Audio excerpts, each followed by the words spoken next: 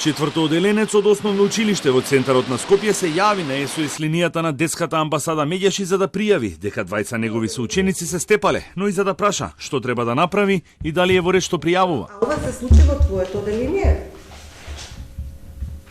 Добро, сакаш јас да се јавам и да прашам, да и кажам, да зборувам со наставничката или со некој од психолог, педагог или директор?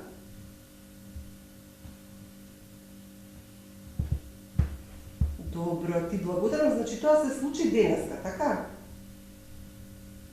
Ти си многу храбро дете и така треба да се постапува, затоа што лошите работи ќе се случуваат ако не ги решаваме. Ако сакаш, јави се повторно пак. Ти не беше тоа дете, ти само виде дека тоа се случува, така? По двата инциденти со ученици од основното училиште Кочорацин се поставува прашањето дали постои ефективен систем за превенција на насилството и раната детекција и колку соработуваат надлежните меѓу себе и со невладините, дали родителите и наставниците се доволно едуцирани и обучени да се справат со бесот на децата. Во Македонија има национална стратегија за заштита на децата и протокол за превенција на злоупотреба и занемарување на детето, во чие изготвување учествуваа надлежните министерства и невладиниот сектор, но на терен тоа не функционира доволно добро. Протоколот е направен. Во протоколот точно се има работна група. Во работната група се сите овие сектори кои што ги кажувам. Во протоколот точно стои дека прво се препознава, потоа се пријавува, потоа се третира, значи точно си се знае кој што прави. Зошто тоа не се случува на терен, не знам. Од аспект на што слушам на СОС телефонот за деца и млади секојдневно, дека има многу пријави, не само на меѓуврсничко насилство, имаме многу дојави за семејно насилство. Доволно ми говори дека не функционира.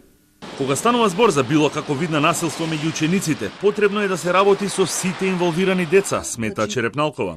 И насилникот и жртвата се лица на кои што ми е потребна поддршка и помош. И неретко тој што е насилник може во некоја друга прилика да биде и жртва. Значи, помошта е неопходна на двете страни.